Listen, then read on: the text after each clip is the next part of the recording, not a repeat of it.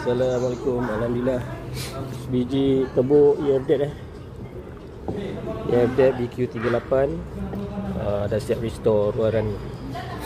Mana-mana customer beli tebu dengan alung, alung akan restore macam ni lah. Sebelum tu condition kenalah cun, boleh restore kan. Bagi sedap mata memandang. Mana yang cari tebu boleh cari alung macam ni lah contoh alung buat restore luaran.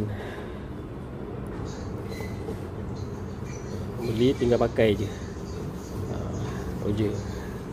Ada sebiji lagi tu spek untuk PMP JBJL. Ni ada sebiji. Ni pun dah siap dah. Yang mencari tebu ni boleh cek alung ni pun dah siap restore luar. Dah siap restore luaran. Handsome. Macam biasa nak komen kat bawah. Ni sebiji ni BQ38 petang ni owner nak collect. Okay, ni ada sebiji ni. Ni ready stock. Okay, jangan biasa komen di bawah. Terima kasih.